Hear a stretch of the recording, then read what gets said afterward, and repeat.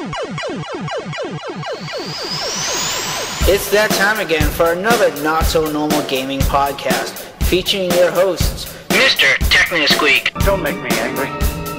You wouldn't like me when I'm angry. Nostalgic Dan 1. Everything I feel is in this sword. Good. Come on! And Quick Freeze 4. Don't worry. I'll handle the bad guys. This is a podcast you want to listen to, but first, you gotta press start. Hey guys, and welcome back to another episode of the Press Start Podcast. This is episode 61. Wow. I can't believe it's already 61. That's like one more than 60. It's incredible. Well, at least you can do math, so that's good. Oh, I hate math. I had to bust out a calculator for that, but yeah. Did you really? Anyways, we're joined by two lovely co-hosts. First one, MrTechnoSqueek. How are you tonight? Fucking tired. Oh, you know what you can use? What? Oh, Shake no, weight. no. Yes, you can use a shake weight. I'll send you one for Christmas. And the viewers have no idea what's happening. We've just been laughing at the idea of yoga and shake weights for the past, 20 minutes. And Techno doing both at the same time. Exactly. But we're joined by another wonderful co-host, Clive. How are you tonight? I'm not only the president, I'm also the client of Shake Weights. Oh, good. There you go. I know, right? Just send all your shake weight inquiries to Clive. No. I have a secretary. His name is Aquaman. Oh, good. Well, instead of Aquaman, no wonder he stays fit. Jeez. I know, right? Doing shake weights at his aqua base.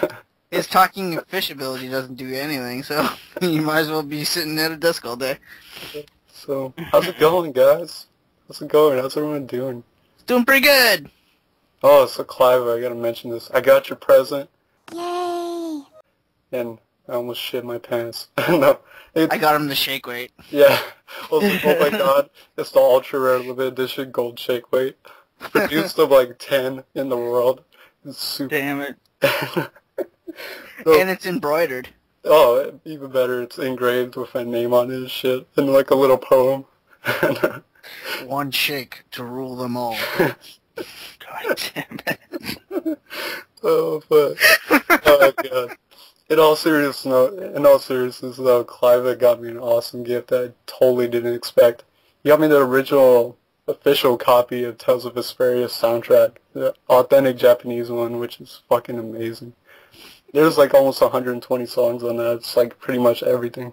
It's a lot, dude, yeah. I hope you like it. And what's crazy is that I've been eyeing that for almost a year now, honestly, and I just never got around to biting the bullet on it.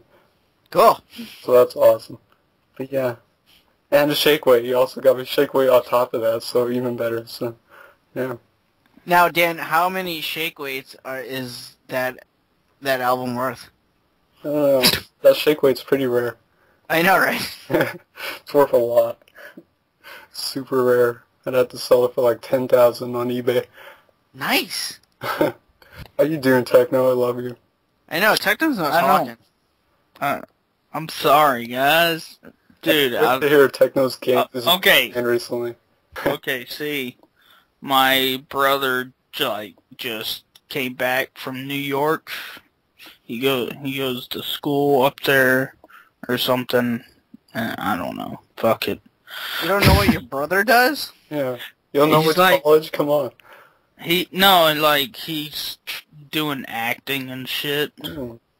So, he's up there, and then most of, the year, and then during Christmas, time, he flies back, and then I went with my mother to, pick him up from the airport. Cool. And I was like, I need sleep. That's the first thing you thought of. I need to sleep. Man, you sound tired. I am. You know what you can use? No. Shake weight. No, damn it. Oh, God. Shake weight. Oh, my God. I apologize to the listeners. I don't. This is awesome. Yeah, you know what I can't do it with a straight face. You don't need a straight face. They can't see you. Well, I don't have the proper composure to say. You know what else is awesome? Shake weights. Shake weights. So that's why you're tired, Techno? You picked up your brother from the airport and you didn't get a lot of sleep? Oh, so was this recently?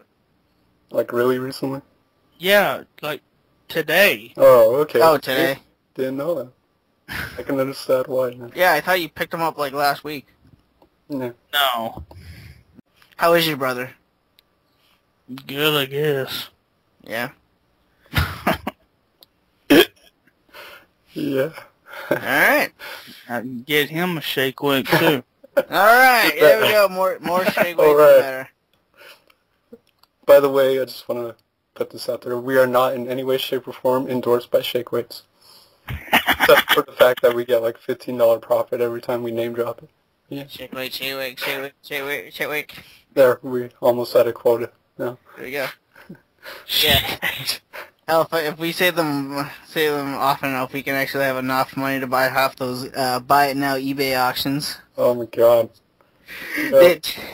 Yeah, Dan and I were just on eBay. We were just like looking at the different video game lots. Like, what was it? Like, 114 games for like $230. Yeah. Like, holy shit.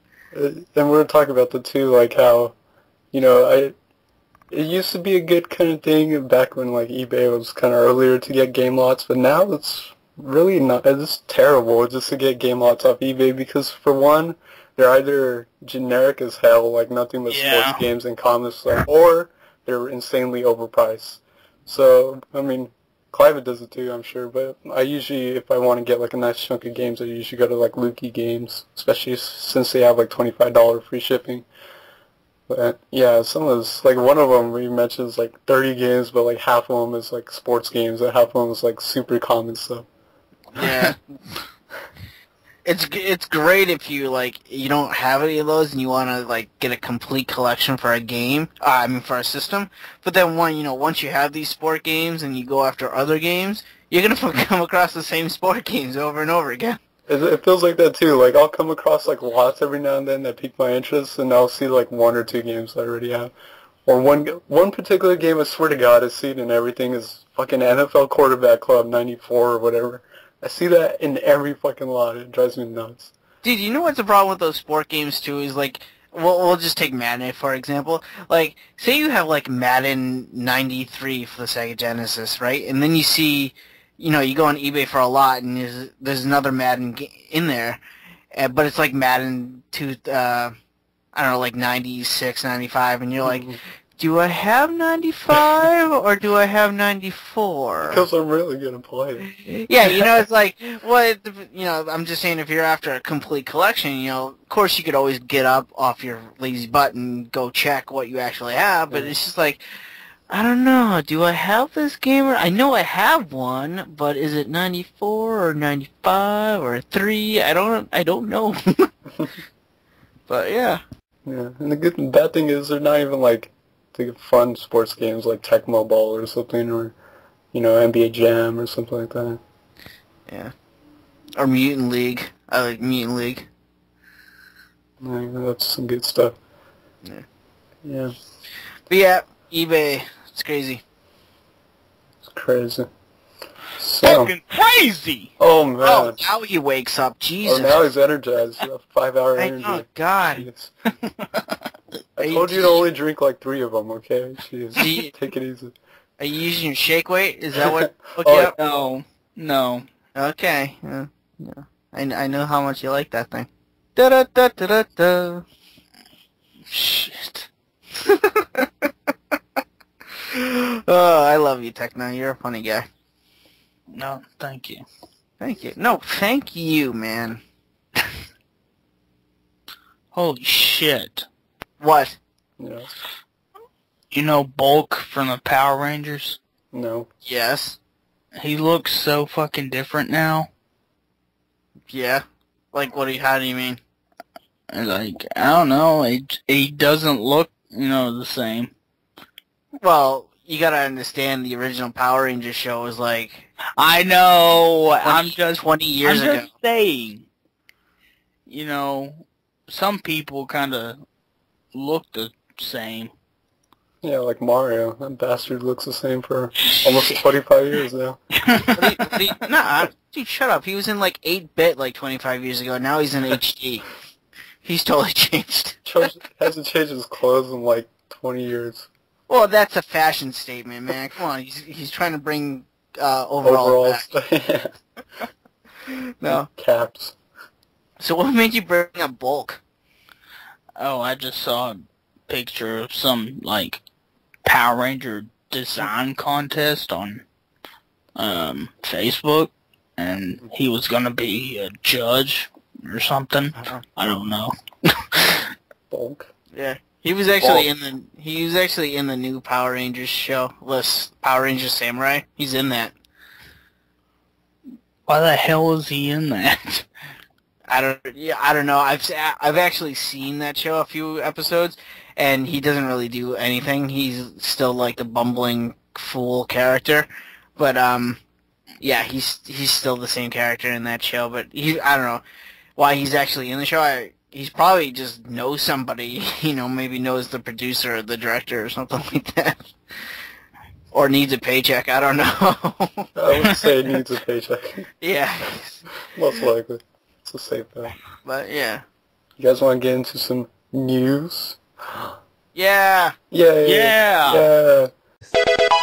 But I guess I'll go because I'll start out things with an article that kind of fits what we're talking about with the video game lots. Oh, I thought you were going shake weights. Oh yeah, the shake weight lot.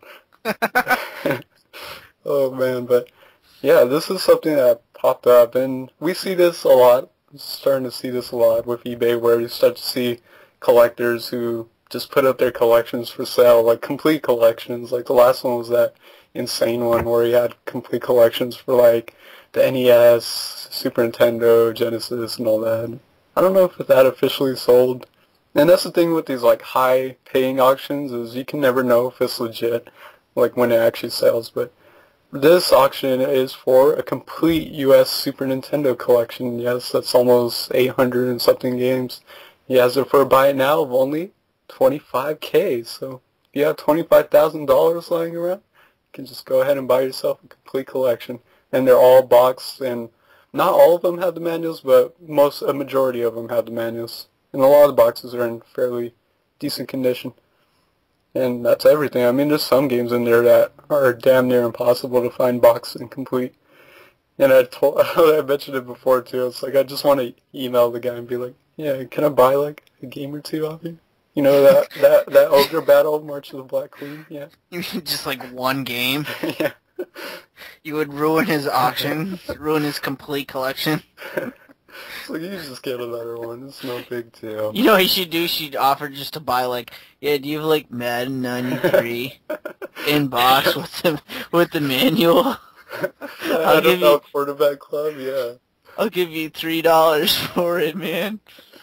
Oh, but he's actually gotten 165 offers as of viewing this, and it's still up, and I'll presume that it's probably going to be up for a while, so listeners can just, I would assume, just Google or search complete Super Nintendo collection. You'll be able to find it.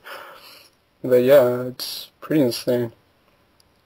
And he has like a complete list too of like, he breaks down the quality of like every game, like the quality of the box, the cartridge, the manual.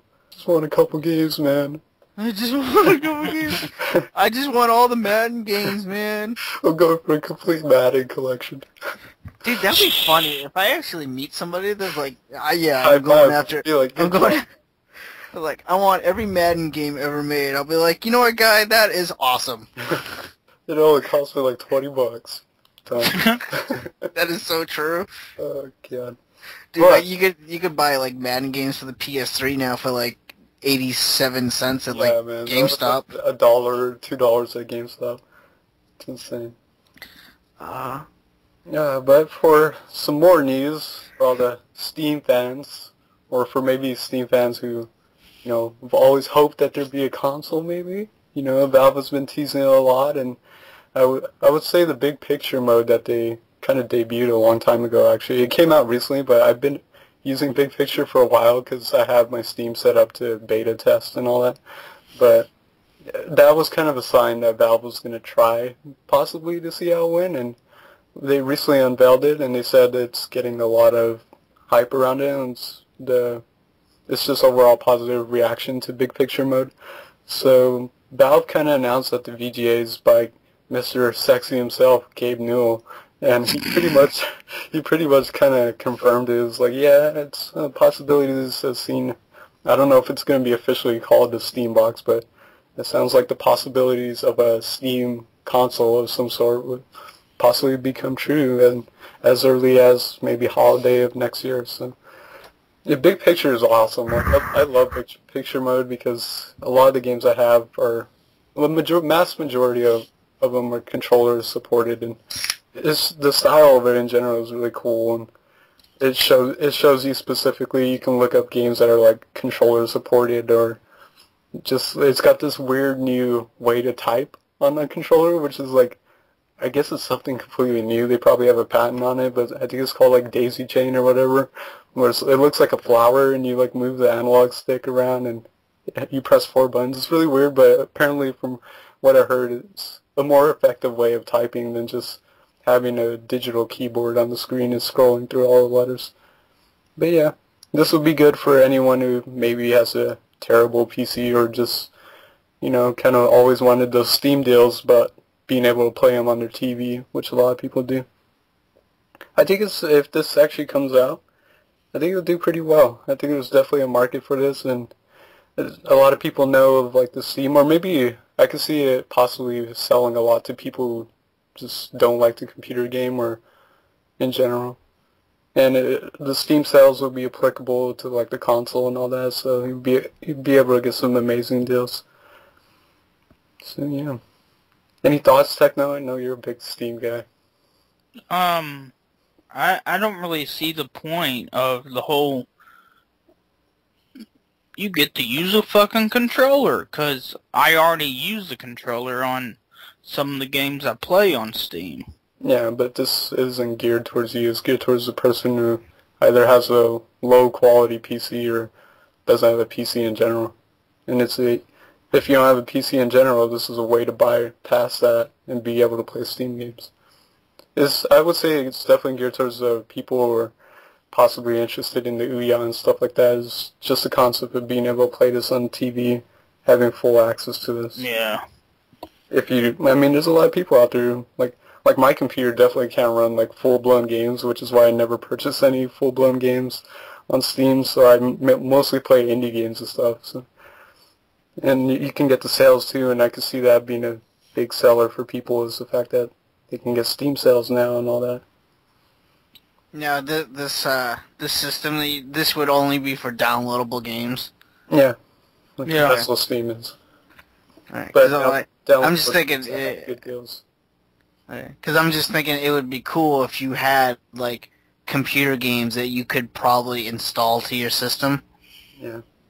And I'm wondering, there's a lot of stuff that's not necessarily clear about it, but I'm wondering, I think they should allow people to probably kind of mess with the system and be able to like upgrade it if they want, because it's not known exactly the processing speed and the quality it's going to be at, so I figure they should just kind of allow people to kind of tweak with that if they want to improve the quality or whatnot. But yeah, there's definitely a very specific audience for this, and a lot of people who already use Steam, it's definitely not geared for them, but because I can already kind of play this on my TV with just HDMI cable and use Big Picture, but that's kind of the same idea, but you don't need a computer now, or if you had a shitty computer, it's a good way around. But in some niche limited edition news, you know me, love my limited editions. So NIS America recently announced a couple months ago that they'd be bringing out Hyperdimension Neptunia Victory, which is the third installment in this series, surprisingly, which is a series I never thought would even get more than one installment, to be honest. But yeah, they're bringing it out, and they've announced finally a limited edition like they always do. Because, NIS, I feel like throwing my wallet at them. Like, here you go, just take it. That's pretty much what it is. Them or Atlas is like, yeah, just take my money, why don't you? But yeah, they announced a Neptunia Victory limited edition exclusive again to their online store. And this is a really interesting limited edition. It kind of reminds me of the Fallout one they did where it came in a lunchbox. So this is a kind of, yeah, this is a kind of similar deal. But you get 2 lunchboxes, which is fucking sweet. So for that buddy you want to take along with you? Hell yeah. So the contents are obviously the game, a soundtrack CD, hardcover art book, and 2, they call them, what do you call them? They call them time capsule tins, but if you see the picture, it's a fucking lunchbox. That's what it is. But you get 2, and the interesting thing is one is bigger than the other, so I think the way they're going to package it is everything comes in the big one, or I think the game will probably be in the big one, and then the small one will have like the soundtrack and the art book. And the lunch tins have like artwork on them, nice artwork. But that's interesting. I mean, it's very different. My only worry is that, like, I'll probably buy this, but my only worry is that it doesn't sound like it's going to come with a box. Like, it doesn't show a box anywhere in the picture, and I'm at least hoping they include a slipcover at the very least, because it's a little weird to display a lunchbox, you know, like on my shelf. Like, the boxes are nice and all that, but here's a fucking lunchbox out of nowhere, you know. But that's why I'm hoping it has a slipcover, because that makes it a little bit more displayable. But, yeah. And that costs $64.99, so pretty much the same price as all the other exclusive sets they've done. And they just put this up, and they're already at less than 75% stock, which is actually really quick for them to go through 25%. So I would say if you want it, get it soon. The game is set to be released on March 12th, 2013, so if you want that, there's something to keep an eye out for. And in amazing cult classic gaming news, a true sequel, I'm sorry, I don't consider Insect Armageddon a true sequel, and I think you know what game I'm talking about already, but finally I'm so happy. The War of 7 years, no, 8 years, but the War of 8 years continues. Yes, Earth Defense Force 2025. This came out of nowhere, right? But what's amazing is apparently it's being made by the same people who made the original, which is the game I fucking love, Earth Defense Force 2017. And because D3 is going to be the publisher again, and I'm assuming Sandlot, which is this tiny-ass little Japanese company who probably had a budget of like a couple $1,000s for the first Earth Defense Force. It seems like they're doing it because the style looks pretty much identical, but a little bit prettier, but pretty much identical to the original. And you got some of those similar-looking monsters, but now you got like big-ass spiders and shit, and shooting webs, and this fucking like Gundam Valkyrie flying jetpack shit, and they're shooting all kinds of lasers and shit in the sky. Oh, it looks amazing. If you haven't played Earth Defense Force 2017 and you like Japanese B-movies or just B-movies in general, I think you owe it to yourself to play an amazing game. It is so, like, it deserves the award for one of the worst games possibly. That's amazing. Like, I was playing it today and it was just amazing. Like, I jumped out of a helicopter at like the highest point and literally landed without bending my knees. It's the most amazing thing ever. But it's an amazing game. I can't wait for the sequel, and apparently I don't think it's got a confirmed date or anything, but this one is actually going to be for PS3 and 360, whereas the original was 360 exclusive. So, and I'm assuming, just like Insect Armageddon, it has online, which is the only aspect that the original was missing was online play, which would have made it that much more amazing. But that is actually it. That's all for my news. Join the EDF. So, what about you guys? See, I got 2 news stories here, and this one probably a lot of people already know about. It's been hitting the internet lately like wildfire. But Mega Man X Street Fighter, or Cross Street Fighter, it's coming out. It's being made. And for people who do not know what this game is, it's basically a 8-bit Mega Man game, but instead of fighting 8 robot masters, he's a guy from Singapore, and you know, he made this game because he loves Street Fighter and he loves Mega Man. And what's great about this is that Capcom, found this out, and reached out to this person and actually helped him finish the game. So I thought that was kind of cool. Now, this game is it's not made by Capcom. It's only helped finished by Capcom. But Capcom could have done anything with this game. They could have told the guy, no, you can't make this game. You can't do anything with it. This is our stuff. But they're actually putting the game on Capcom Unity on December 17th, and December 17th is actually the 25th anniversary of Mega Man. So that's kind of like a cool, a little homage to Mega Man. It's going to be free to play. It's for PCs. It's a downloadable game. And like I said before, you play as Mega Man. You go after 8 Street Fighter characters instead of Robot Masters. You go after Rolento, Dalsim, Urine, Ryu, Blanca, Rose, Sea Viper, and Chung-Li. And just like Mega Man games, once you beat your boss or Robot Master, you gain their ability. So you'll get Ryu's Hadouken, you'll get Chung-Li's spinning bird kick or lightning leg. I forget what you get from her, but I think this is really cool. I'm very happy that Capcom is actually embracing this and letting the game actually exist. Because they could have easily shut this thing down. Now, I kind of wish Capcom actually made this game and it wasn't a fan service game, but I don't know. What do you guys think about this? To be honest, I really think that Capcom's just being lazy as shit. And just taking, the game like, oh, hey, they already made a game. Let's just, take it and release it and say, we kind of helped, or whatever. Yeah, I kind of agree with you. I like I said, I wish Capcom actually made this game, because then it would show fans that Capcom actually cares about Mega Man.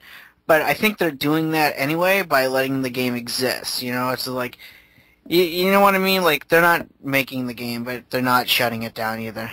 Yeah, and the fact that they're acknowledging it is a pretty big thing. Yeah. It shows that at least in some way, shape, or form they're supporting your community. Yeah. This is kind of rare.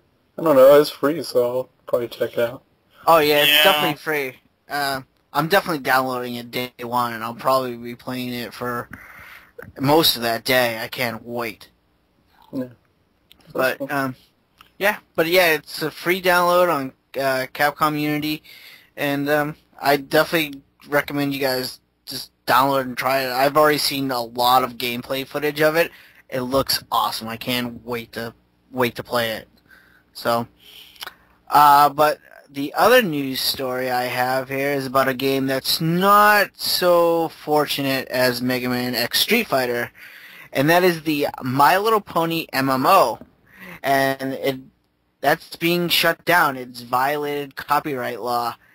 Now, if you're a fan of this show, great. There's tons of fans of My Little Pony, but the fate of this game, like I said, it did not meet the same fate as Street Fighter Cross Mega Man.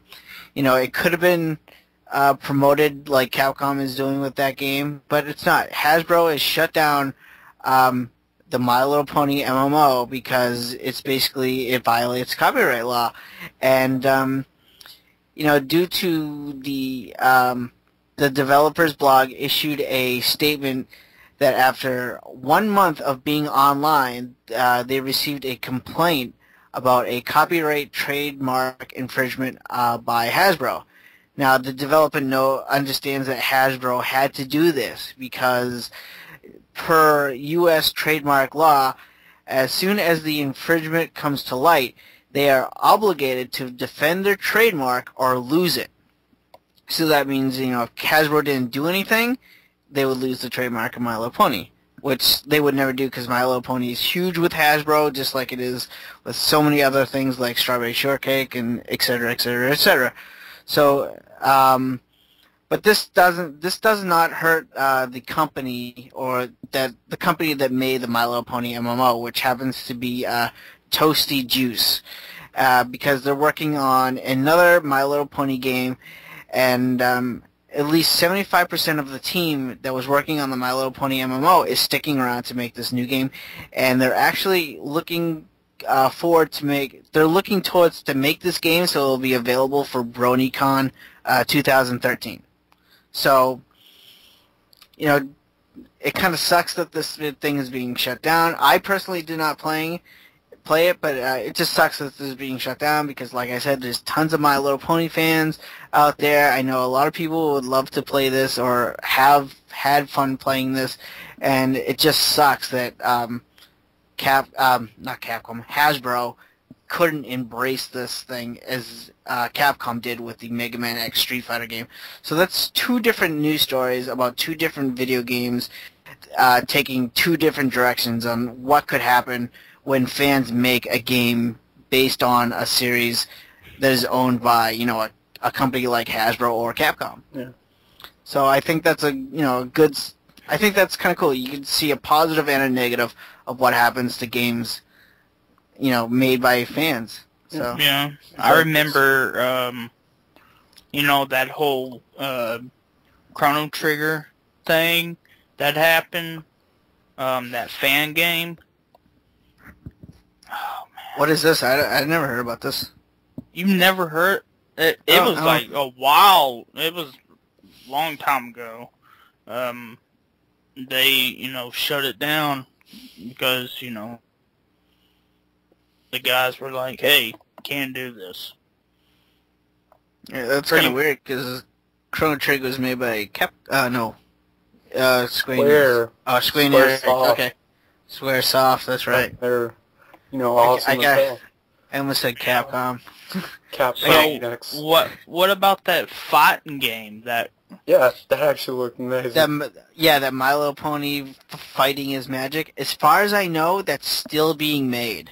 Yeah. And Capcom, I keep saying Capcom. The Capcom on the mind. I know, but yeah, as far as I know, Hasbro has not shut that game down as of yet, or even if they plan on doing it.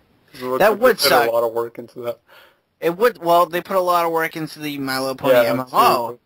I've seen gameplay of both those games, and they both look wicked fun for what they are. But who knows? That Fighting in Magic could be shut down. We never know. But yeah, it's strange and it sucks. It sucks for fans of My Little Pony. Yeah, this is terrible. I wanted like my Diablo MLP, man. Shit. It's gonna be like a high elf pink pony. You know what? Don't mock us. I'm not. I was gonna play that shit. You son of a... You're a liar. I love being a high elf. I love my MMO dungeon crawlers. Oh yeah. Bullshit. I don't believe you. I fucking love the original Torchlight and Dungeon Siege. I just don't play the popular shit. Like what? Diablo or... Diablo 3? Yeah, exactly. I don't think anyone does now. Yeah. Well, a lot of people did when it came out, but I prefer stuff like Torchlight over Diablo or Dungeon Siege over Diablo or, you know, pretty much anything that's not Diablo. You know, I don't know if this is true or not, but I think I heard a rumor that they were trying to make Diablo 3 for consoles. Yeah, I think I heard that too. Are they? Okay. I saw something like that too. I don't know. I didn't read it. I just heard something similar. Yeah, I heard something like in the background on some website. But yeah, I thought that'd be kind of cool if they actually did that. Oh yeah, I'd check it out. But they probably have to work around it to make it like almost like Dungeon Siege 3, kind of, I guess, console friendly. I just hate how they have a fucking auction house in Diablo 3. Why? Where you can make real money? Shit? Well, but you don't like how they can make real money, or? No, it's not that. It's like the whole game is finding the weapons, you know, and then they put in the auction. Yeah. Basically, it defeats the purpose, like the thrill of getting like a rare loot item or something. It's like, oh, yeah, I gotcha. Pointless, you know. Like, that's why I love Dungeon Siege and stuff like that. It's like, it feels amazing when you get that super rare piece of like equipment or headgear or whatever.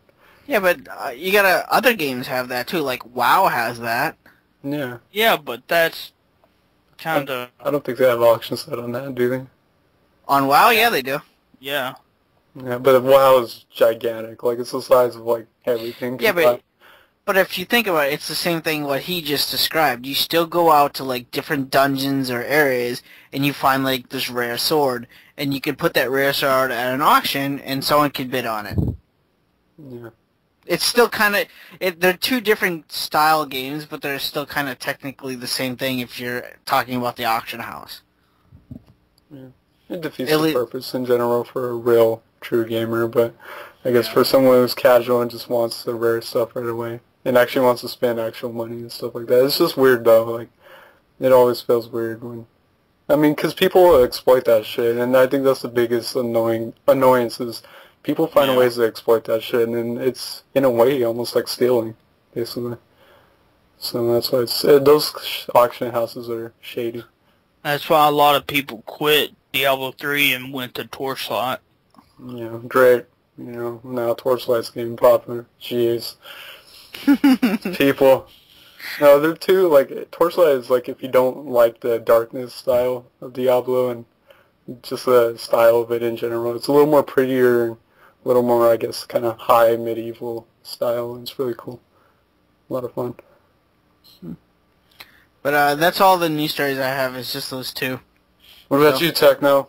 Well, I got one. Oh, finish strong. Oh, this is probably the best story I've ever heard. Yeah, Continue. Well, you guys know about... Get your shake weight. No. Bust it out. Damn it. No. Okay, so everyone knows about the whole Sega thing, taking down videos. Oh, fuck. That's fucking bullshit and stuff. I'm like, why, Sega? I made a fucking video about it. Fucking... Why did you make the video? Is that what you just asked No, it's just like, why, Sega? Why? Oh. Yeah, that was the name of the video, too. It's referencing. And then Sega, I guess, grew some balls and tried to sue Level 5. And it's all over patents on what they call touch pin, like, movement, which they, it's about Inazuma 11's soccer role-playing games, and they're like, hey, we put a patent on that in 2009, and then Level 5's like, oh, hey, Inazuma 11 came out in August of 2008, so what the hell? What are you talking about? And then, like, Sega's second patent was granted in 2011, and Level 5 noted that there were games that used the touch pen controls before Sega filed for any of these patents. So, yeah. Yeah, so Level 5 just gave him a big middle finger and like, yeah. Come at me, bro. Come at me. Come at me, bro. No, it's the stupidest shit. Like, if you think about it, like, in general, that would refer to any game that, like, used touch screen to move your characters and stuff like that, which there were 2 years before that, 2009, that were doing that. So, like, if that's the case, then basically Sega's allowed to sue everyone, basically, if they win this case. Which is stupid. It's like Sega suing Nintendo because both Sonic and Mario use the D-pad to walk. Yeah. It's like, how dare you? We had that first. Yeah, how dare you use the same buttons. Yeah, and that makes no sense. Like, it's just copying systems. If that's the case, then Bungie should be suing basically every first-person shooter for having regenerating health. So, like, you think of, like, mechanics like that, and it's just, like, that's to put it in perspective, basically, what Sega's doing. It makes no sense. And on a random series, like Inazuma 11, that hasn't even seen, like, an American release over... How much are they suing for? It's, like, 11 mil, 13 mil, something like that. 11. Yeah, 11. That's silly. And, like, poor Level 5. Like, what did they do? Like, the only popular games they have over here is Professor Layton and the kind of overlooked Rogue Galaxy on the PS2, and Ni no Kuni coming, so that's amazing, but they're pretty popular in Japan. Yeah. It's not like they have tons of money. It's like, geez. So I just hope they don't actually get sued for anything or have to pay anything. That'd be stupid. Yeah, kind of.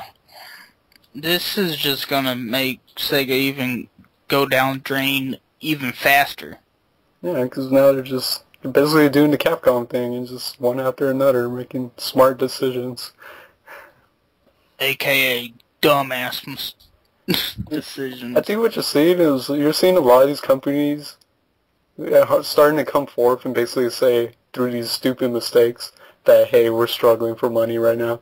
And like really, I think that's why. It's like Sega basically just wants more money. They want some money because they are hurting right now. What they need to do is make Skies of Arcadia 2. Yeah, and that would sell like 10 copies to a few diehard out there. Like that kind of stuff will work. 10 copies.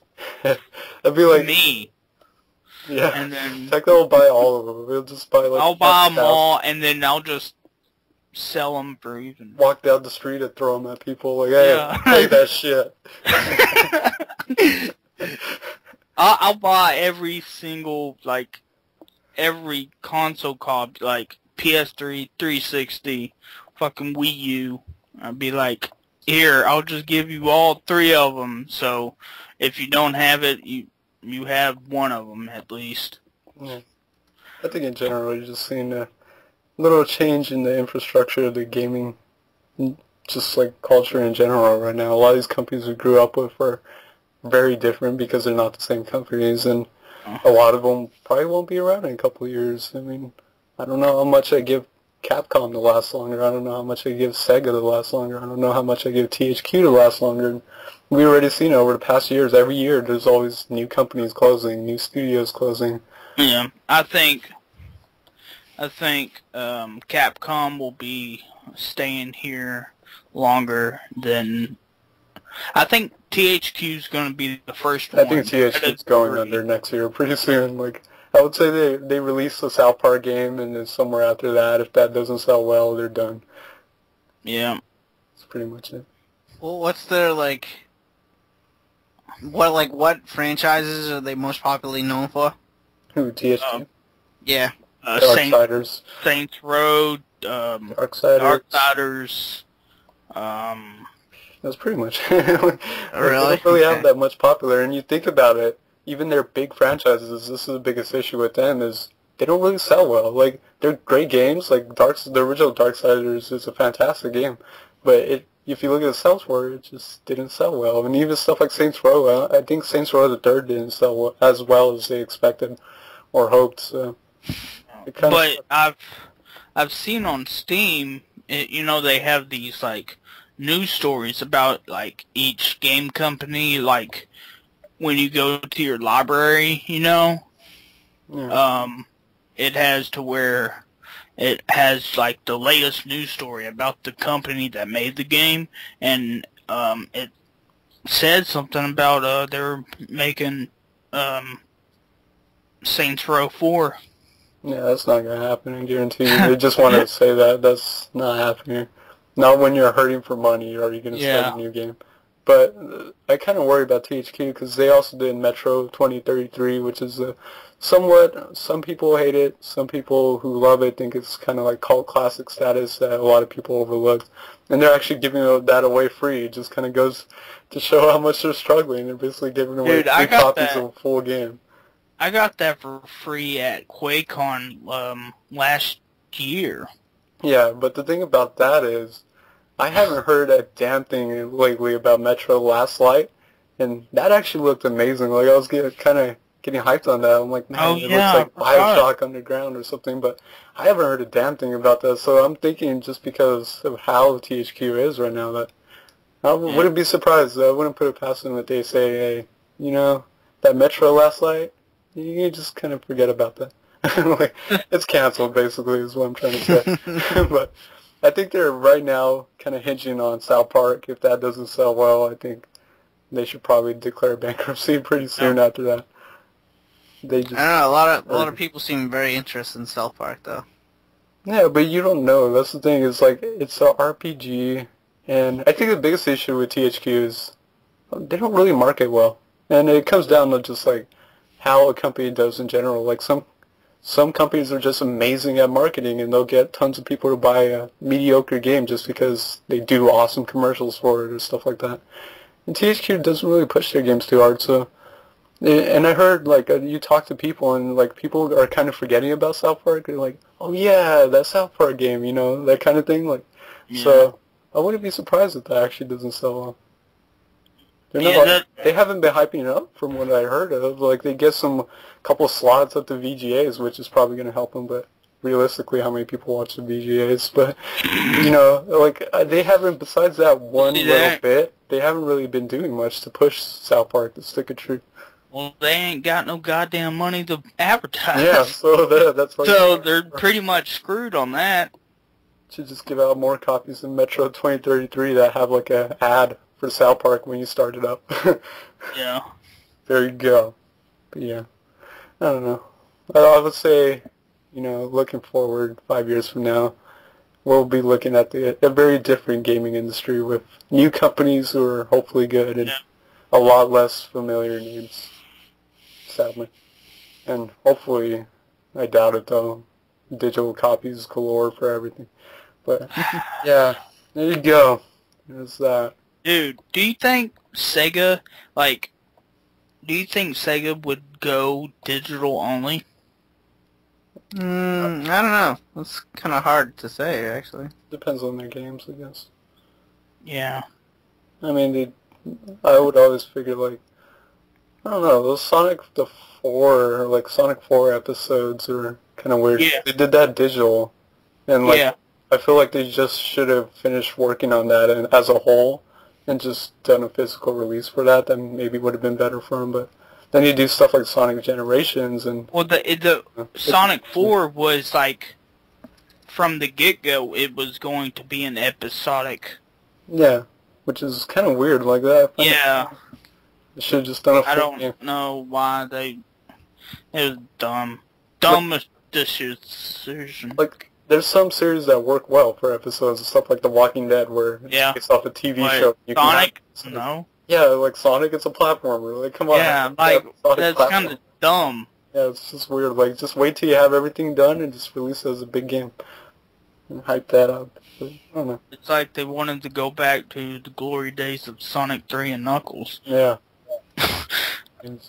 Should have just had some cards for Genesis. That's what they should have done. Hell yeah, dude! It would have been amazing. Sonic 4 on the Genesis. What? Like, really? What? It would be awesome if, like, you know how everyone, like, Pure Solar, you know, released on the Genesis. What if, like, the companies that made the systems went back on their systems and made, you know, a couple, you know, games? That would be fucking sweet. Yeah. Be like, oh, hey, the Genesis isn't dead. I don't know. But that's the beauty of reproductions. But yeah, I guess that wraps up our news. Yeah. Yay! Woohoo! Oh, good. Hey, I don't know if you guys, remember Point Blank? Yeah. Yeah. Love that guy.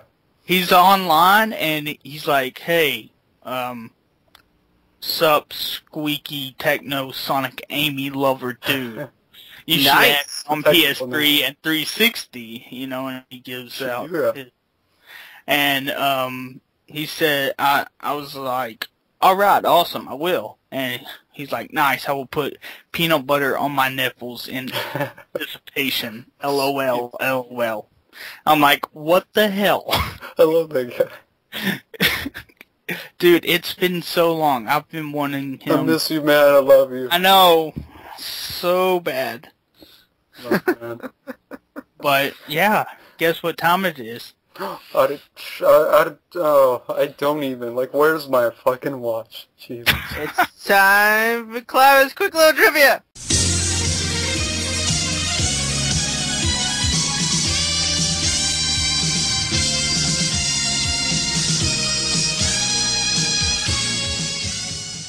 Yay! It's actually Techno's, though. Because he took it over, that son of a bitch. I took it over. Yeah, he just came in and ripped shit up and like, I'm taking this shit. He beat me up with his, shake weight. That's violent. That is a deadly weapon. He busted my kneecaps, man. Oh. I called this I'm Techno's fucking Jeopardy. Techno's fucking Jeopardy. I like that name. That's good. Alright, go for it. Come on, Alex. Let's do Okay, so here we go. 3 categories, this. Yes. and they are It's Thinking, Gotta Catch 'Em All, and Once Upon a Time. Since I won, I say Dan goes first. Okay. And our buzzing word, I guess, is explosions, like always. Yes. So, I'm going to take Gotta Catch 'Em All for 2. Okay. Before Pikachu, Mm-hmm. what was going to be Ash's first in the anime? Oh, that's a good question. Explosions. It's, Okay. Charmander. Wrong. Explosions, I'll say Squirtle. Wrong. Bulbasaur. No. Mewtwo. Fairy. Really? Wow. Wait a minute, in what? The anime? Yep. Clefairy. Really? Clefairy? Yep. Wait a minute, That's interesting. Professor Oak didn't have a fairy. I guess this was way before. Before they even did this. Yeah, it was like they were going to make Clefairy his first Pokemon, and then they're like, nah, Pikachu would be better for the kids, or something. I don't know. I don't remember. So, Who's they? the people who made the fucking cartoon. Oh, okay, I thought you were talking about a character within the show. No. I'm like, you only talked to 2 people in the first episode. You talked to his mom, Professor Oak, and Gary. I'm like, who are they? Alright, I gotcha. Damn it. That was close. I guess I'll go again. So, do the same category for 3. Okay. High roller students. See, I didn't know what to fucking put. So, I don't know. You probably won't get this. No? Way to have confidence in me. Yeah. Because I don't know. I don't like this game Red- anymore. What was Red's first Pokemon? Red. I don't know that bastard. Wait a minute, what happened? This is the same category? Yes. Yeah. Alright, Red's first Pokemon, it was Pikachu. Wrong. No. I don't like this game. Pokemon, come on, jeez. No. Yeah, I don't know. Fuck, Explosions, Charmander. Nope. I don't know, I don't even know who Red is. Wait a It's minute, Red. it's fucking Bulbasaur, wasn't it? Nope. This game. God damn it. Tyranitar, I don't know. Tyranitar. It was Poliwag. Fuck Poliwag. I know. It's all about Poliwhirl. Who's Red, though? Like, seriously, who? Red Red- was Red is what they the call Ash. character. Yeah, Red is what they call Ash in the comics. Oh, okay. So, you know. That's why when you play Pokemon Red, the default name is Red, No, okay. That makes sense. and vice versa for Blue. Yeah. Sweet. So, since this category is a bust, let's finish it off. So what point? I know, we suck at Pokemon, huh? Apparently. Okay, dude, you have to get this. If you don't get this one, Tyranitar. Pikachu. no. Okay, who's? I guess it's Dan. Yeah. Okay. I just picked for one. What is Mr. TechnoSqueek's favorite starter in Silver and Gold? Explosions. Oh, And Silver and Listening Gold? to you. yeah. Bullshit. Silver and Gold. Explosions. Dude, Clive already. I thought it was. I didn't hear Alright. explosions though. I'm going Pikachu. Is it? We'll go- You said Pikachu. I do not care. Pikachu. It's always Pikachu. No, it's not. So, Damn it. and I don't know the first evolution for it, which is pissing me off. okay, if you can name the one. I'll give you an idea. Like, okay, explosions is the one on like Typhlosion or something like that. Yes. Okay, so This what's his first form though? Is it Cyndaquil. Cyndaquil? Okay, yeah, that's what I was thinking. Wait a minute, this is bullshit. You asked us a question about the anime, the comic, and then your personal preference. There you go. It's totally fair. I'm happy. I got a point out of that, so I This saved is that category. bullshit. Oh my god. Continue on. Yeah, so let's do this. Once upon a time for 2. For 2. Oh, Okay, how many remakes were there of Dragon Quest IV? no. So this is a 2-part question. Name those systems. Wait a minute, Jeopardy doesn't have 2-part questions. They do now. God damn it. Because it's Techno's fucking Jeopardy. This is both the best and worst game ever. Exactly. It's just like EDF, where it's the best and worst game ever. Oh, I love this. Okay, so how many games did Dragon Quest IV were there? No, how many remakes? Remakes. Okay. This is not including the original, right? Like the Yes. original. Okay. Yeah. So, that Dragon Quest, that's the thing. Explosions, I'm just gonna say 1. Wrong. You're close. My question is, how many points is this worth? 2. 2, yeah. But, 2. yeah. Okay. I'm gonna go with 2 then. You're right. Yeah! This is rigged. Oh, now it's rigged now that I'm winning. Alright, and to answer this system question, DS Yes. and PlayStation 1. Boom! There you go. Really? Fuck it. What was the PS1 version? Oh, was this for, like, everything? Like, Japan, too? Because I don't remember no PS1 version in America. Unless it was a part of a compilation or something. I thought 4 came over here. Only one that was, the only one on the PS1 is Dragon Warrior 7.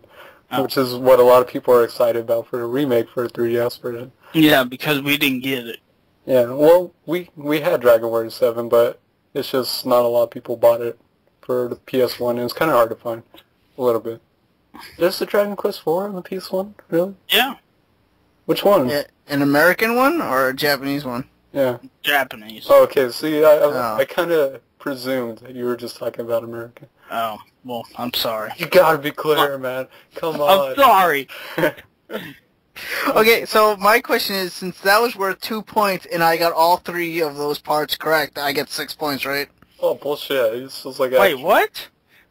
Well, that's 6 my... points? Well, yeah, you said it was a 2-part question. Yeah, 2 points. We're 2 points.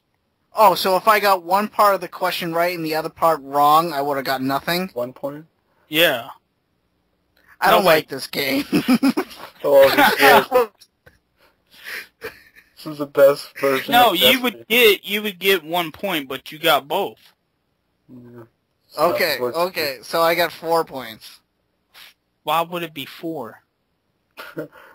Because I got 1 for knowing the number of remakes and That's 1 fine. for knowing the systems. Yeah, as a whole. So that's 2 points. Yeah. DS and PlayStation. Yeah, that Right, counts but as 1. Get it? So Yeah, but don't I get 2 points for guessing how many remakes there were? Yeah, that's 2. Yeah, so 4 points. I don't understand how you get 4 out of 2 questions. Like, I think what he's saying is, to be clear, is 2 times 2 is 4. No, like, here, is the question as a whole is worth 2. Get it? So, like, that first question is not worth 2. That's worth 1 point, right, Techno? Like, how many remakes Yeah, that's worth 1 point. There on Dragon Quest IV was 1 point. Okay, and then the system Okay, is 1 point. Okay, you didn't specify the rules of the double question. Okay, I got it. 2 points. I got it. Yeah. You're still winning. And you didn't specify the region. Yeah, you didn't specify because I thought I got 6 points for getting all three my questions. God, I hate This is what you get for you picking me to do the questions, And okay? I love it. Well, I stuck with Jeopardy, man. My Jeopardy doesn't have 2.2 part questions. Well, Those- mine those was. fucking Jeopardy. All right, I got it. I got 2 points. I got it. Okay, good. Yeah, I got 4 points. Let's go. All right, so since I got that right, I get to pick. Okay. So what are the categories again? It's thinking and Once Upon a Time. All right, let's do Once Upon a Time for 1. In the beginning of Final Fantasy IV, what is the city name that the Red Rings are attacking? This is a I was 1 point literally question? just playing this fucking game like last weekend. Oh, shit! I don't play fucking RPGs that much. I would have made this a 3-point question. Yeah, like I wasn't paying attention to the city when I was playing it. You know what? I know it. Explosions. Pikachu. No, goddamn, you're so wrong. Explosions. It's Tyranitar. Oh God. no! I honestly don't know. Like, I was literally just playing this game last weekend. Like, I was playing the complete collection on the PSP, and I was not in any way, shape, or form paying attention to, like, the city. Like, I was just... Wow. Unless you don't mind waiting for, like, a minute so I can boot up my PSP. No. It's No. Misida? I wouldn't know that.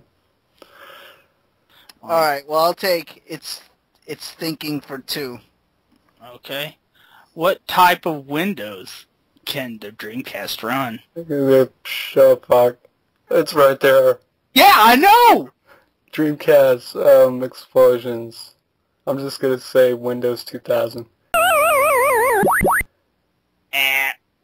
Fuck. 98. No. Eh. Is it that bullshit SE? Yep. I forgot about that. Who cares about I Windows thought- SE? That would be fucking easy as shit, because it says right on the fucking Dreamcast. Oh yeah, but it's so far away I can't see it. And it's in small ass font. Dude, I know shit about the Dreamcast. Yeah, I don't even know what a Sega is.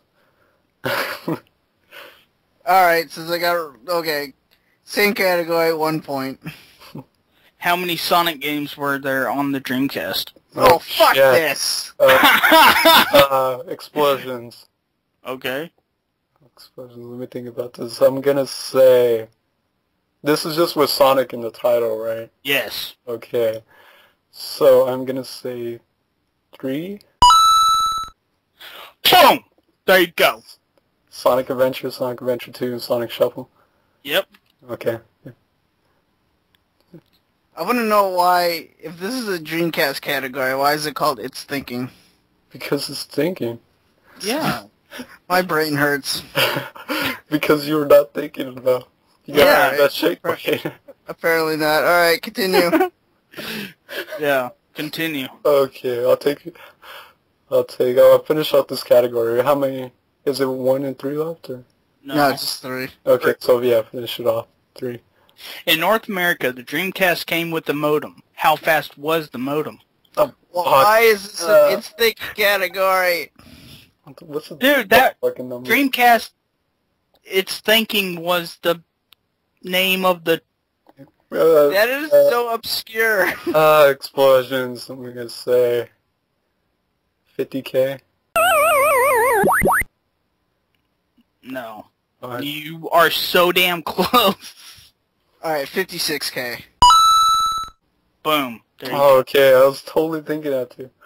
All right, so make this clear. I got 5 points. go. What?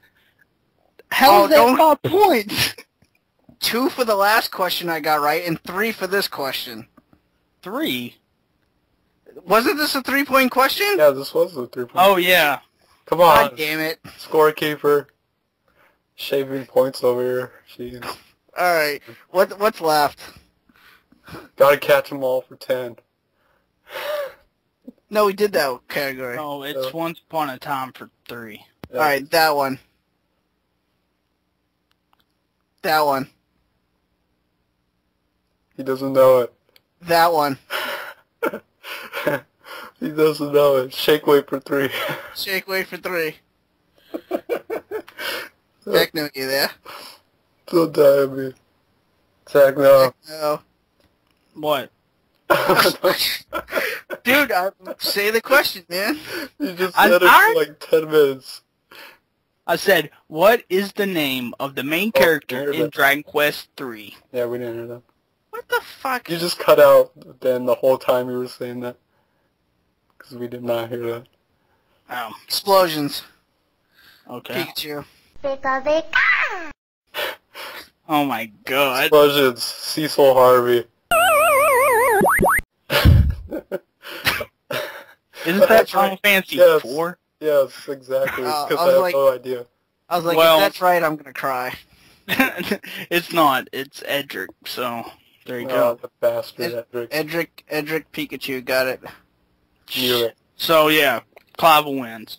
You fucking... Yay! What? God. This is all like Final Jeopardy shit? Come on. No, Jeez. fuck that shit. Cause You didn't have a bonus question? yes, I did. I was gonna go balls deep too. Okay, You do have a okay, bonus go question? balls deep, motherfuckers. Oh, balls deep. Okay. Question is, name 2 Dreamcast games that use the keyboard. No. This should be easy. Oh, I got it. Do I have to... I don't it to you? give a shit. Find an explosion. Fuck. Explosions. Yes, Typing of the dead. yes. And gonna say out trigger. There you go. Yeah. And that was balls deep, so whatever I had, I wagered. That is bullshit. Wait, what? I said I was going balls deep anyways. Yeah, well, you still didn't win, so. And then I'll go balls deep again. What? Alright, next week I'm taking this game over again. This was the greatest game ever. What the fuck? Well, there you go. Thank you, Alex Trebek. That was subpar. Oh, But that was amazing at the same time. Techno fucking Jeopardy. Yeah. Techno, I will give you credit. This is the most fun I've ever had on this podcast. Yeah. Yeah. Oh my god. And he's used shake weights too on this podcast. Oh my god, that was awesome.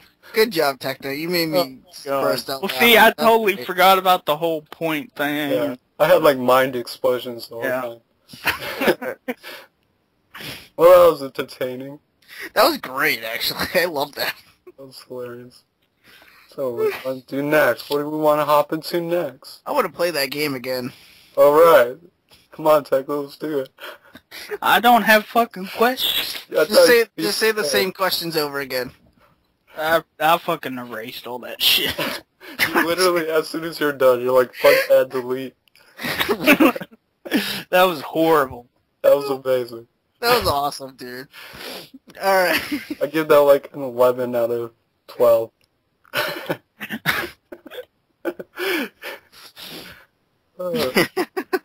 So, what do we want to do next? We have listener questions. Oh, We get God. that. Oh, snap! Snap! Snap. He's pumped up. He's ready. He's ready to go.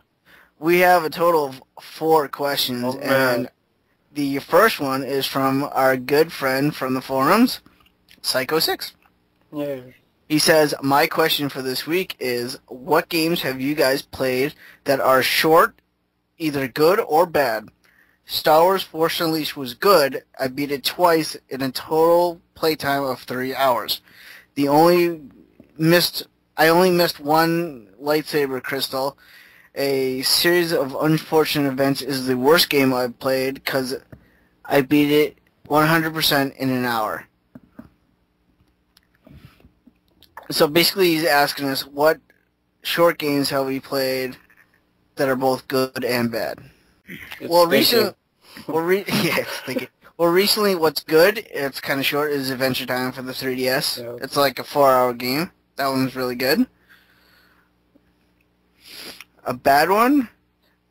Let's see. See, with bad ones, I wouldn't finish it. That's the thing. Yeah, basically. I got it. Yeah, if it's a bad game, I don't want to finish it. I'll just put it down. I got a cheap kind of default answer, but basically any of the cave shmups that have come out for short games, because they're arcade games and they take like 45 minutes to beat. So I would say my personal favorite though is Dodonpachi Resurrection, which it's an arcade shooter, so it takes like 40 minutes to beat it. It's fun as hell though. And kind of the same what Clive said, if it's a terrible game, I'm not going to play it all the way through. You know, I will answer this for a terrible game. I didn't beat this game, but Thor for the 360. No. Crappy game. Oh, and Superman 64. That one's long. It's like an RPG. Short game that's good. Super Mario Strikers. Oh yeah. Woohoo. And I don't know about that gun because I don't buy bad games. Ever? Never. He's like incredible with picking I don't know. I remember you picking up Barney for the Sega Genesis. Yeah. No, I did not. You sent that to me. You know, I I haven't even played it. You know what? How you got the game is not my concern. What does concern me is that you actually own it. Oh. Okay, moving on. He says, since I know you guys love questions, here's another one. What is the dumbest thing you saw while reading a review? I looked up a review on Metroid Prime on Metacritic, and all the bad reviews just said, why doesn't this game have multiplayer? Or this game is dumb, it's trying to copy Halo. So what is dumb things you read on reviews? Okay, I will say a general one because it drives me nuts because I don't think it's fair in any way, shape, or form. If you go on Amazon and search up Mass Effect 3, it literally has like a 2.5 stars on there, which is beyond me. That is absolutely beyond me. It's got like 200, it's got like a shit ton of reviews, and I'm like, I didn't even look at them because I don't want to know anything about the ending, but I'm assuming that's why everyone was bashing it to shit and giving it a 1 star basically is literally just for what, maybe 20 minutes of the game out of like a whole of like 30 hours or something. That is beyond me. That doesn't deserve that kind of score. No matter how, like you got the shittiest ending and it's still, if the overall chunk and experience is a good game, then it's a good game. I can't wait to play that shit, that way I can see the ending and be like, you guys are weird. You guys are a bunch of dicks. Let's see, recently I read a review for the new update version for Street Fighter Cross Tekken. It's going to have a new version, 2013 version update, and they did a review on that, and I was reading it, and I knew the guy had no idea what he was talking about, because he was talking about like frame rate issues and stuff like that, or for moves that well exceeded the frame rate that he was talking about. So you could just reading the review, you could just tell he had no idea what he was talking about, and basically he was just reading off of like maybe what someone else has told him. So it's probably the dumbest thing I've ever read on that one. Yeah. So Techno, yeah, we're waiting for you. I don't really know. I remember the whole story about Nier and like can't find the fish or whatever. Couldn't catch a fish for like hours, and then you just go over to the next pond or whatever. You get like a fish in like 5 minutes or something. That's a good one. Techno likes fish. I like fish. It's good. It's brain food.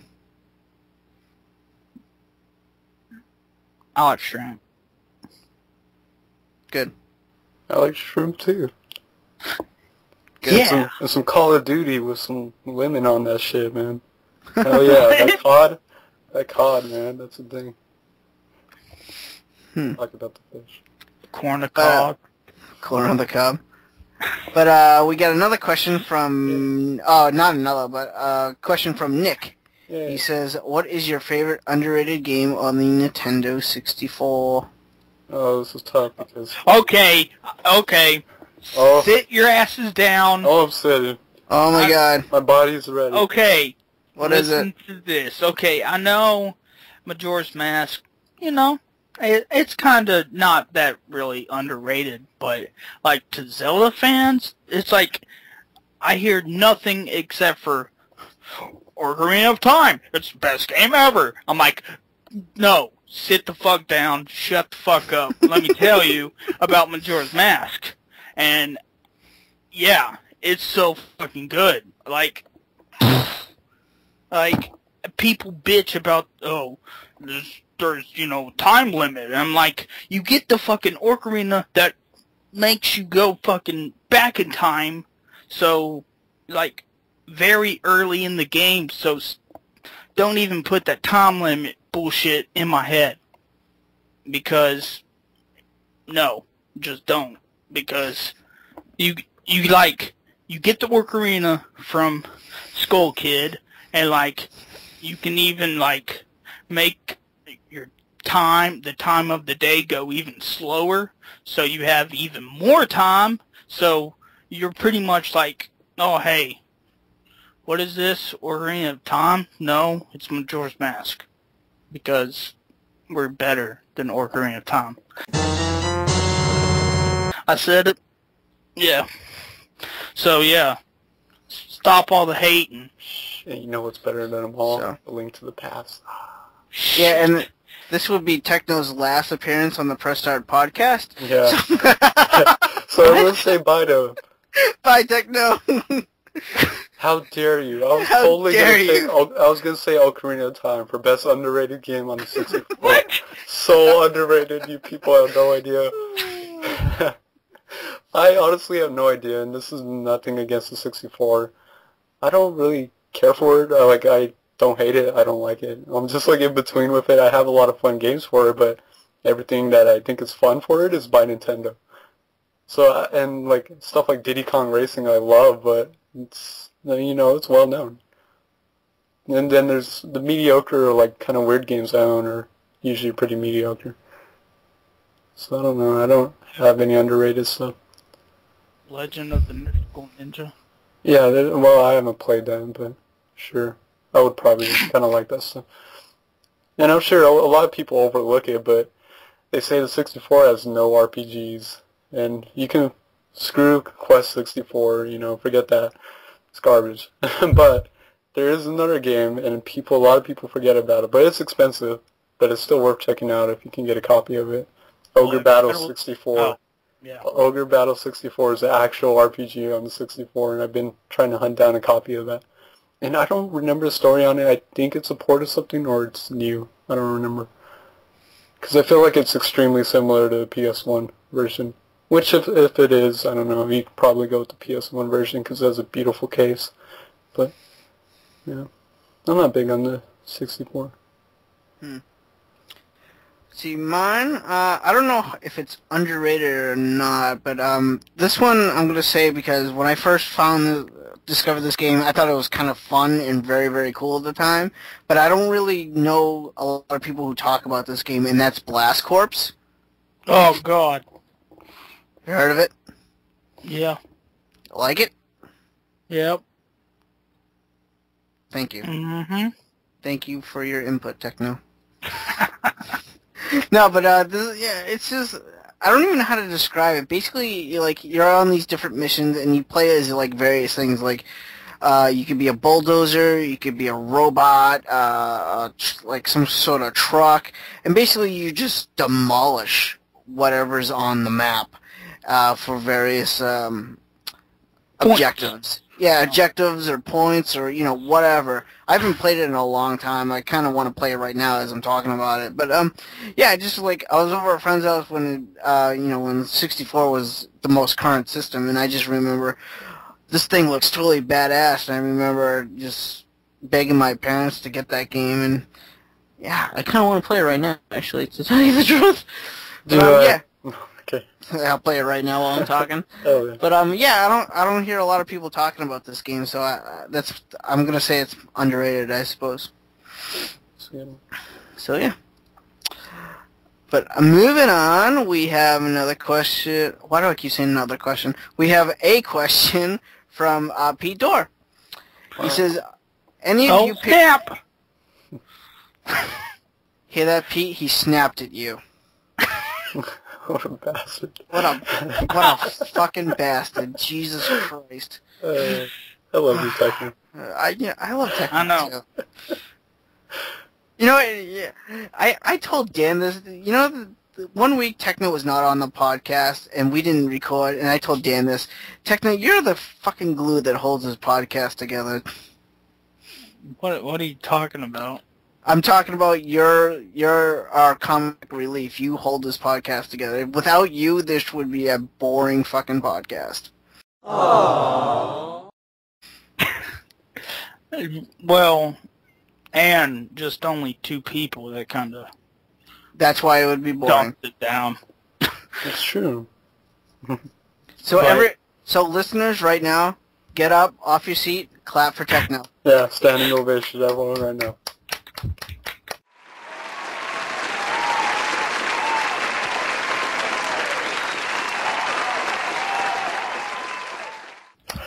Thank you so much, Techno. Before we answer Pete's question, I haven't even said Pete's question. I know. But before, he got one of the games I've been dying for, and that is Snatcher for the Sega CD. But it's missing a manual. I'm not kidding. And don't it's awesome give a damn. No, it's awesome deal in general, because Snatcher's, along with some other games, is one of those games that is going up insanely fast in price. I would say stuff like Panzer Dragoon Saga and stuff like that. They're just insane. And I'm sure you can find, like, there's people who sell, like, manuals, like, just individual manuals. Oh, yeah, also, Completionist, he also got it. He just, like, told me just a minute ago. Did I forget to say that I have a brand new copy of Snatcher? You're a dick. And I'm like, all these people, you know, and I know I can do, like, emulator, but, you know, I want... Yeah, I want, like, the physical... Real or GTF? Yeah, like, I want, you know, my first, you know, playthrough of it on the real thing. Yeah. Although, no offense to people who use emulators, I can understand why you would use them, but yeah. For some, like, we just kind of want to play on the real deal. With the real hardware, the real controller in our hands. Pop that disc in for the first time, you're super excited. I'm gonna fucking take a CDX for this shit. Exactly. So yeah, back to Pete's question. Yeah, can I read the question? 1 hour later, yeah, let's get back. 1 hour later. Okay, Pete asks, are any of you picking up the Neo Geo Gold X handheld? Nope. I want to. I actually went to GameStop to reserve the bundle, which is, you know, this handheld, the charger, and the joystick controller for $200. But they were not taking reserves. So, but I do want it. I think I might try to go on eBay and get the bundle. If not, I'll just buy the handheld for $130. But I really do want the handheld because I don't have that. I'm not experienced with Neo Geo, and Neo Geo has a lot of great games on it. Yeah. So I definitely move, motherfucker. Out of all the games, out of all the fucking puzzle game ever. I don't care. I don't care what you say. But I'm not bashing my favorite puzzle game series of all time. All right, but I'm not bashing Bust a Move. All about that BJ. I'm just no, fuck you. It ain't shit to Bust a Move. You don't get those cute little dinosaurs. Yeah. Yeah, you only get them in other Bust a Move games. Yeah, or Super Mario World or Yoshi. Or Bubble Bobble. I have Bubble Bobble. Bob and Bob. There you go. Is that the name of the dinosaurs? Yeah. They're really? adorable. I just called them dinosaurs. I didn't know what they were called. Bob and Bob. Bob and Bob. I had Bust a Move 4 on the Game Boy Color, and I tried playing that again, and I'm like, how the fuck did I do this when I was a kid? Because you can't really see what the, you know, what the bubbles look like. Yeah. There's a lot of games like that where I go back to I'm like, how did I get past this level, or how did I beat this game in general when I was a kid? Like, I must say I had a lot of time, I guess, back then, so. Yeah. I did talk to Pete, though, I think yesterday, or this morning, or yesterday morning. What? He gets his days confused. We were talking. Bear with him. I watched his, pickups video, Oh, yeah, that was amazing. It was like a... Like, oh my god. Mini documentary of... Like, games. 40 minutes of pickups. That's how mine will be once I get around to finally doing it. It's gonna be long. I'm wanting to pick up the Vita for Ragnarok Odyssey? Really? and Persona 4. Yeah, that's a good one. I mean, if you're gonna buy Vita, that should be... And you like RPGs, P4Gs should be one of the first ones you buy. But I'm curious, like, Ragnarok Odyssey. I mean, it's like Monster Hunter, but... Yeah. It died off really quick, I would say. Like, it'd be hard finding a community to play with on there. Yeah. Yeah. But... Okay, I need to know this. Have Square Enix, like, said anything about Dragon Quest X coming over here? No, we would have heard it by now. Yeah. See, if it comes out, I'm going to have to buy Wii U, because I need to be in the guild, that YouTube guild. Yeah, you know what's going to happen? You're going to buy a PS Vita the week after that. Dragon Quest X announced. Yeah. You're going to be like, fuck me. Woo! I'll be like, fuck. Like, hey, who wants a PS Vita with Persona 4 the Golden Ragnarok?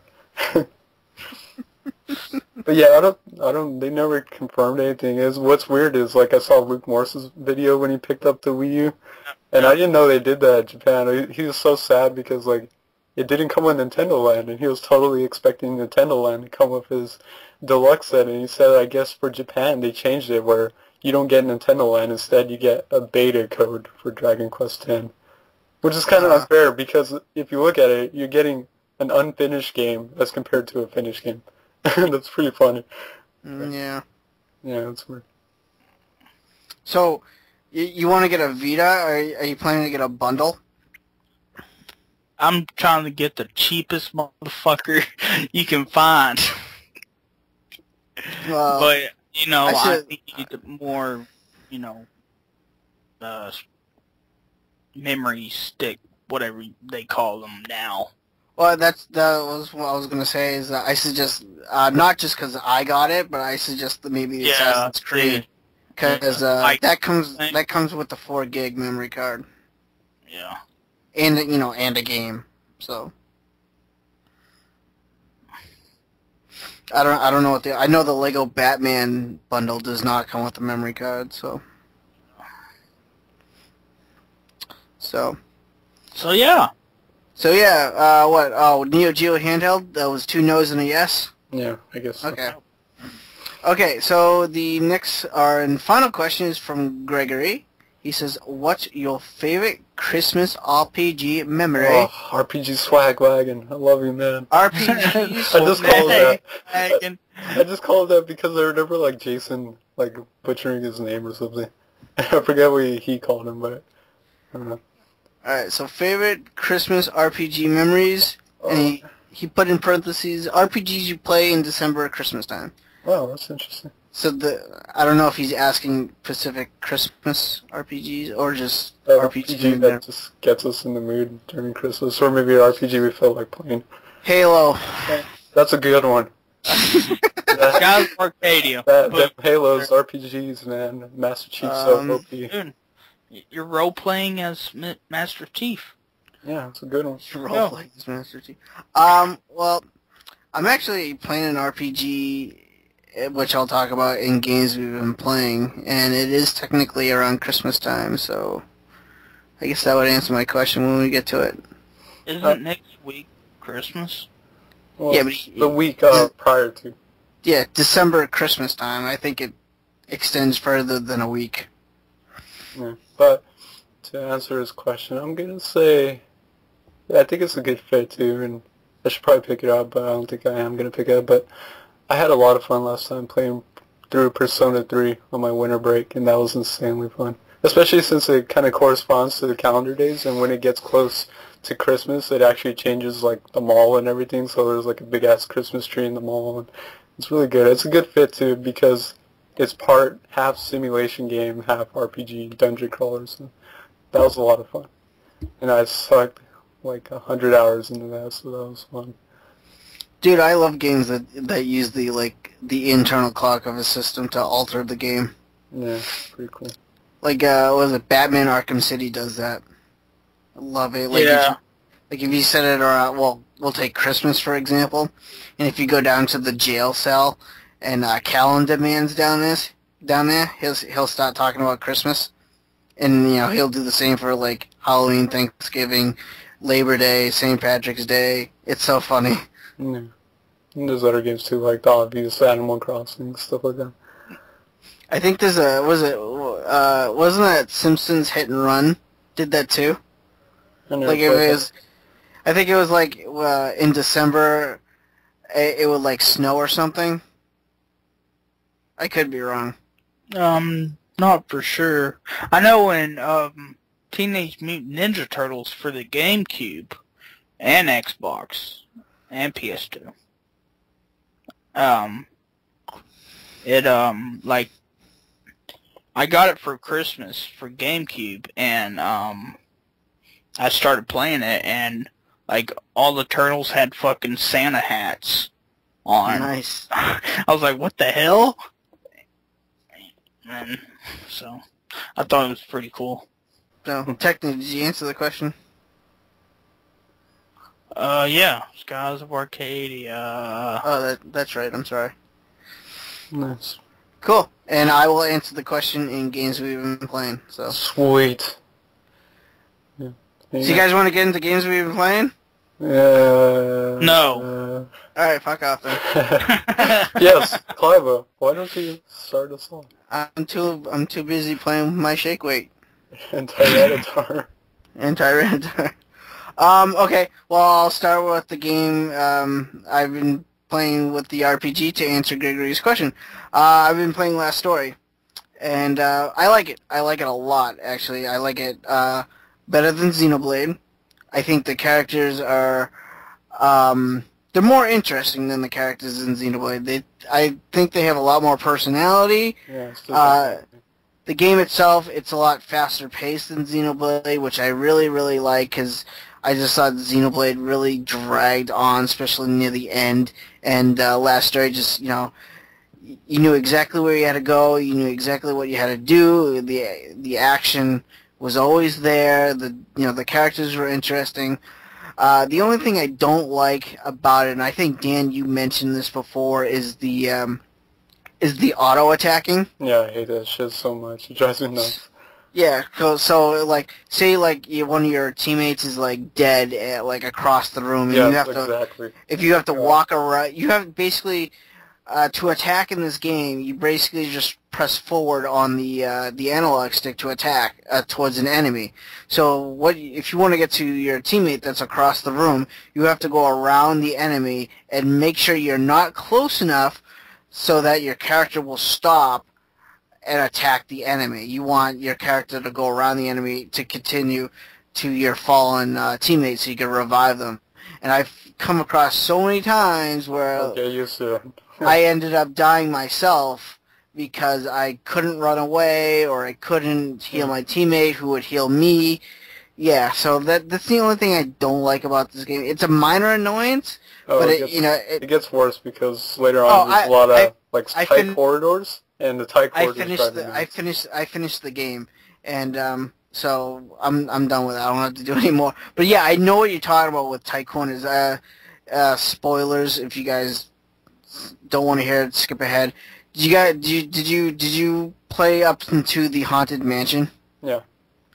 Okay, do you remember that the graveyard where it had like coffins in a circle? Yeah. And you're leaving, and then a monster appears, and three of your fucking teammates are hanging up on the stairs, and they automatically get killed or something. Yeah.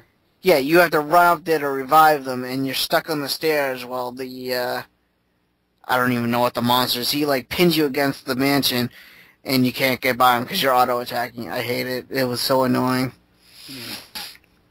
So, but yeah, that answers the Gregory's question since it's Christmas time and it's an RPG. So there. The next game I've been playing is Halo 4. Finished the campaign. The graphics in the campaign, oh my god, totally blew me away, and I love the ending. It's such a great ending. It makes Master Chief, it gives him more character development, because like in the past games he's basically just a dude in armor, really no emotion, he hardly ever talks. But in Halo 4, 343, they did amazing job just characterizing Master Chief. They actually gave him some feeling. He talks more. I recommend this campaign alone. I can't wait for Halo 5 because I don't want to give the story away for people who haven't played it, but I can kind of already guess what the story for Halo 5 is going to be, and I just can't wait. But the graphics alone in this game just simply blow me away. I think they're almost like Blu-ray quality, I swear to God. But, yeah, I finished the campaign in that. I've been playing more online, just doing multiplayer matches, so there's really not a lot to say about that. But, actually, recently, the Crimson Map Pack for this game became free for everybody who... Basically, I don't know exactly how this worked, but basically whoever bought Halo 4 within the first 2 weeks of its release... you play the game, but recently whoever did that got a code that would let you download these specialization classes for your character so that you can unlock for like level 50. But apparently when you download the specialization classes, it also let you download the Crimson Map Pack for free.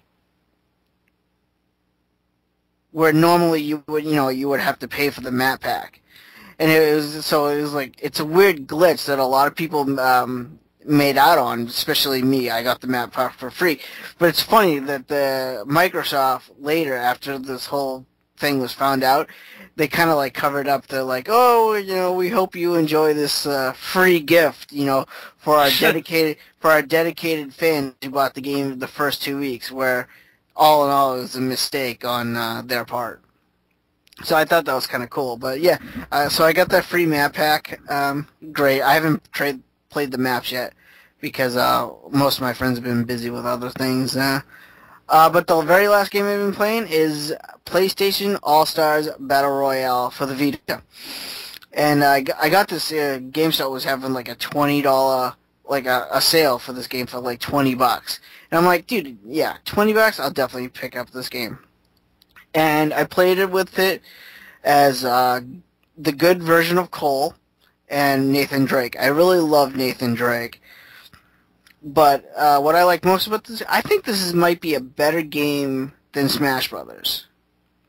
Like the characters move a lot more easy. The special moves are easier to pull off.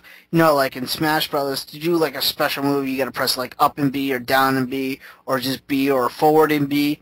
Well, in PlayStation All-Stars Battle Royale, basically like the triangle is one special move, the circle is one special move, and then the X, I forget the layout of the buttons, but like the square button is like your regular melee attack. And then, what's the button on the bottom? The X button is, your double jump. But the characters just move a lot easier, to me, in PlayStation Battle Royale than it does in Smash Brothers. And, just the characters in general, they're funny. It's actually funny because, like, Cole's rival in the game is actually Raiden from Metal Gear Solid, which I thought was kind of hilarious. And just the levels are very colorful, and they interact too. Like the Kraken from God of War.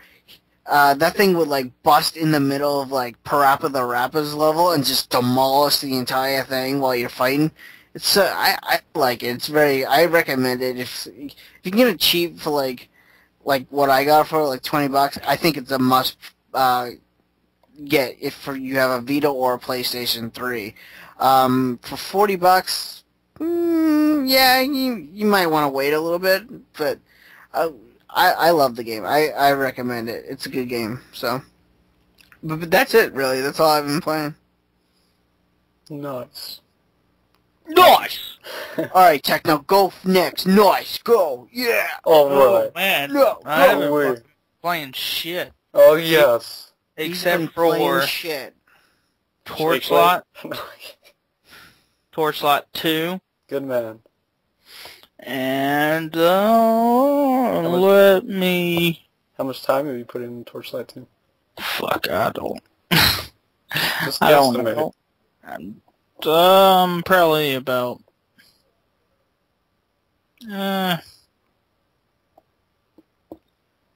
maybe 20. Okay. 20 hours. Yeah, we got that. Really? I don't think anyone thought 20 minutes.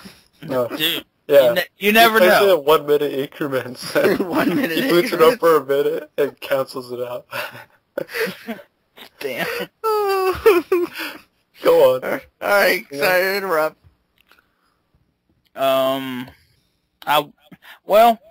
I think that's pretty much it, really. I mean, I got a game in the mail All right.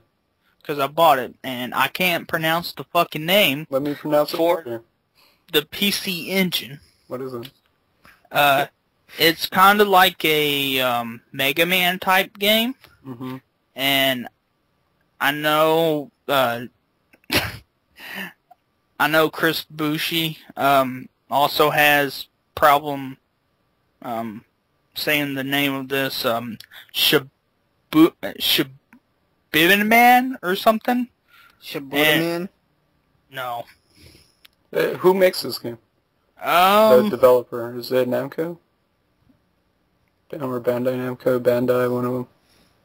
Because no. they made a game called Barabo Man on the PC Engine, but that's different. Yeah, no, that's totally different. The second one of this series came over to the States, and they named it Shock Man. Never heard of that. So, yeah. You get to play as a girl or a boy, and you're like a robot type, like, androids. There you go. That's like, yeah, androids. Okay, here's the name of your game. Shabooty Man. It's spelled... No, this is how it's spelled. I'm probably saying it wrong, too. This is how it's spelled. Shubibin Man. Yeah. So, Shabootin Man. Shaboodin? Shaboodin Man. Shaboon? It's Shockman. Shockman. Yeah. Yeah, Shockman. Sure. That's what I Shockman. I say. Listeners, just tell us how it's pronounced. Spell it out. You know, like a dictionary, how it breaks it And down. it's Break made it down. by Hudson Soft. Oh, nice. What the hell? I like Hudson. It Love that doesn't little bee. say. That bee kicks But- ass. I'm on the Wikipedia page right now. It says Hudson. Well, you haven't played it yet, right? So, No, not yet. yeah, so. So go play your Shaboodin. Shabooty Man. Your Shock. Man. Your Shockman. Hell yeah. Shockman. I love Shock Man. ShamWow. ShamWow. Wow, that's a good deal. That one. ShamWow, that's a good deal. So is that it? Yeah. Yeah. Yeah. Is that it? Yeah. But you know what he didn't say? Oh, wait. Oh, I fuck. did. I just realized Yeah. it too. What the? Yeah. Do I need to slap you? After last week, Yes. Please inform the listeners what happened. I streamed Tales of Vesperia. Yeah. I didn't finish it. You streamed it.